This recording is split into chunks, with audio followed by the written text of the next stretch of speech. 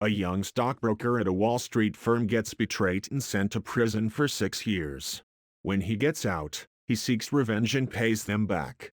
Today we are going to talk about a 2021 action thriller movie called Payback. Misha Markovich, called Mike, is a sales associate of Jalem Investments with a very sharp mind. He can easily persuade clients to buy stocks or invest in the company and is a very important asset to the team. Frank, a client, called Mike as he was concerned with the stock and how the firm invests their money. He told Mike that he wanted to cash out all his $85,000 investment as he got no returns in 2 months.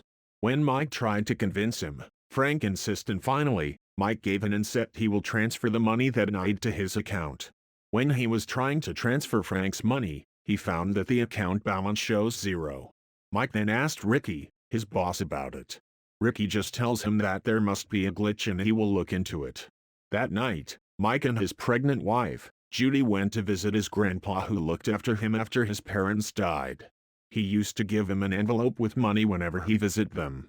The next morning, Ricky called Mike in his office and told him that he had to go to LA for a business deal with someone called the dentist.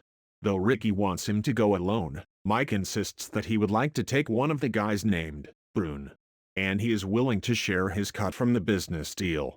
At night, he convinces Judy that he had to go and make this business deal as this is going to be a turning point in their life and a dream come true.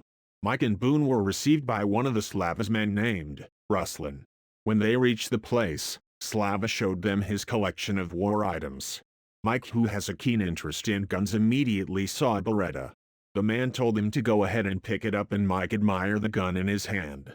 They had lunch and Slava told them that he brings them here to start a coffee company. He told Mike that he will give him 3% of the sale but needs more capital. Slava then told him that he does not hold his money in the banks but a man named Georgie holds it in a store in West Hollywood. So Mike and Ruslan have to go pick up the cash and bring it to the office. Ruslan, Mike, and Boone went to the store. Mike introduced himself as a friend and business manager of Slava and tell him that he is there to pick up the money. They argue, and as Ruslan hits Georgie, Georgie immediately pulled out his shotgun and shoot at him, but Ruslan ducked and the bullet hit Boone, who stood right behind Ruslan. Ruslan then killed Georgie and another man. Mike took the car key from Ruslan and take the wounded Boone to the hospital. When he reached the hospital, Boone was already dead. Mike is arrested and interrogated by a police officer. He asked Mike what he was doing at the pawn shop.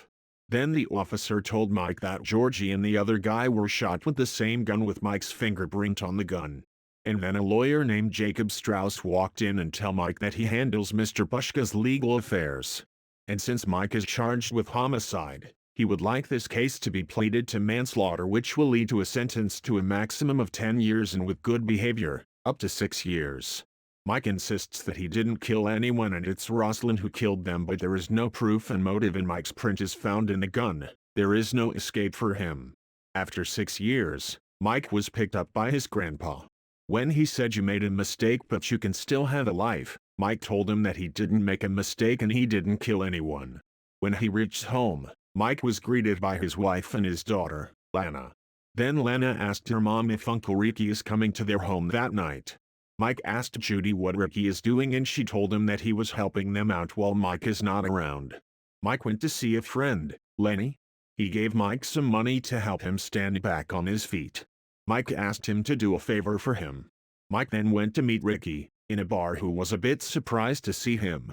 Mike then excused himself and went out as he was trying to control his anger. Kat went to see him and tells him that they will figure it out. He met Lenny on the stairway, who told him to check his mailbox the next night. He then went to see Pushka and asked him to give him work. Pushka told him that he wants him to supply arms to Slava as the Italians are troubling them. At home, Mike told Judy that he knew Ricky was involved. She asked him to let it go, but Mike is not willing. She makes him promise to let it go. Mike then went to Frank and gave him some money. He told Mike that Ricky said Mike stole his money and run away. Mike then tell him he would say that. Then when Frank asked him if he had stolen it, why is he paying him back?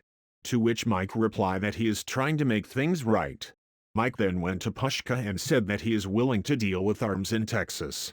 Mike went to Texas and met a man named Randy, a guy he made friends with within the prison.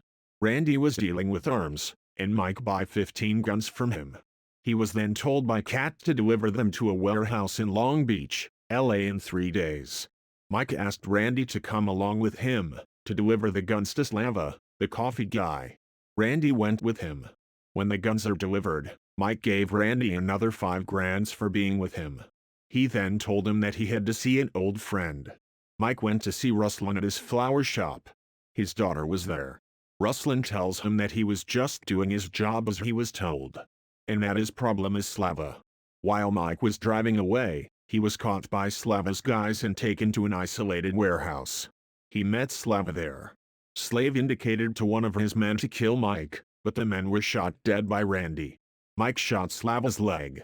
When Mike asked how much Ricky gave him, he stabbed at Mike. Mike then shot Slava dead. Randy helped in bandaging the wound. Mike then went to Pushka with the account detail of Frank that Ricky had transferred the money to other accounts, and that Slava owed Georgie a lot of money and want him dead. The two cooked up the scheme and Mike became the fall guy and went to jail without his mistake. But Pushka told him that since he killed Slava, he had compromised his business.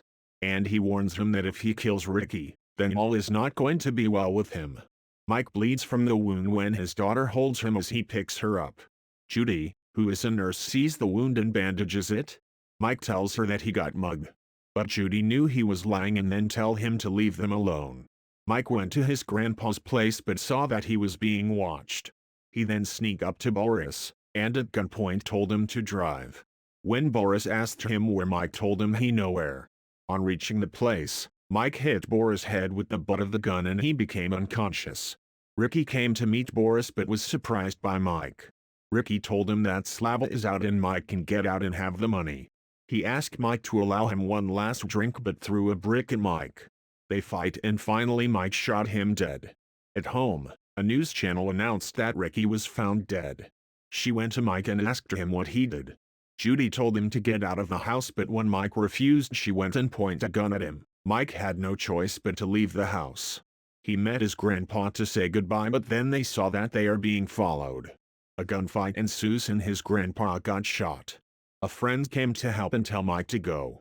His grandpa couldn't make it and died. At the funeral, Judy came to say goodbye to Mike and tell him not to contact them as Pushka's men went to their house and threatened Judy and Lana. Judy told him that if he cared about them, then he should not call them nor try to find them and gave him her wedding ring back, saying it's over. Mike then went to see Kat. He told her that if she believed he was right, then she should help him. Then they kissed and made love.